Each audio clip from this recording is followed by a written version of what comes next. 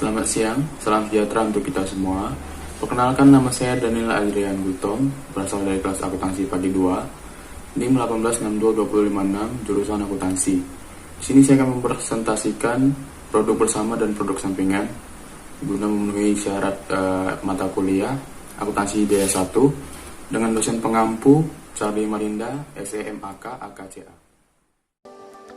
Pokok pembahasan: 1. Konsep produk, 2. Produk bersama, 3. Produk sampingan, 4. Karakteristik produk bersama, 5. Karakteristik produk sampingan, 6. Sifat produk bersama, 7. Sifat produk sampingan, 8. Permasalahan dalam produk bersama, dan ke-9 permasalahan dalam produk sampingan, dan terakhir kesimpulan. Konsep produk bersama dan produk sampingan.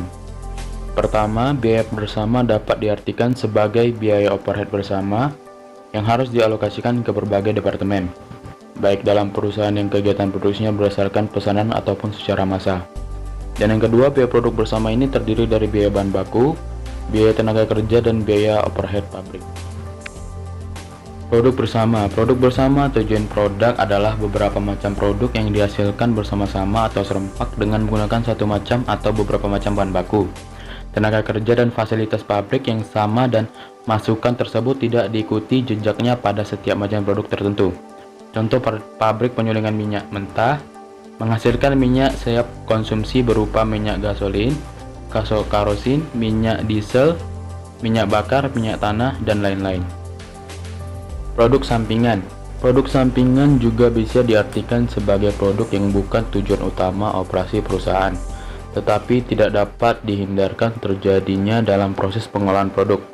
Sifat bahan yang diolah atau karena sifat pengolahan produk, kuantitas dan nilai produk sampingan relatif kecil dibandingkan dengan nilai keseluruhan produk. Contoh, pada pabrik penggergajian kayu lapis dan papan kayu merupakan produk utama, sedangkan serbuk gergajinya dan kayu bakar merupakan produk sampingan. Dan yang selanjutnya, karakteristik produk bersama. Yang pertama, memiliki hubungan fisik yang erat dalam proses produksi. Yang kedua, tidak ada yang signifikan nilainya lebih tinggi dari produk perusahaan lain.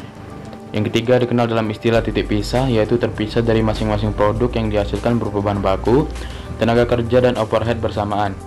Dan yang keempat, split off, merupakan produk yang mungkin bisa langsung dijual atau diproses lebih lanjut. Karakteristik produk sampingan. Yang pertama, produk sampingan bukan tujuan utama dari kegiatan produksi.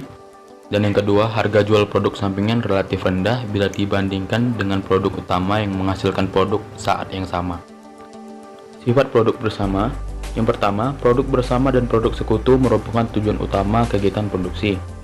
Yang kedua, dalam mengolah produk bersama, produsen tidak dapat menghindarkan diri untuk menghasilkan semua jenis produk yang bersama. Yang ketiga, produk diproses secara bersamaan dan di setiap produk mempunyai nilai yang relatif sama antara satu dengan yang lainnya. Yang keempat, di setiap produk mempunyai hubungan fisik yang sangat erat dalam proses produksi. 5. Adanya split off point. Yang keenam, biaya produk bersama bersifat homogen untuk seluruh produk sampai pada titik pisah.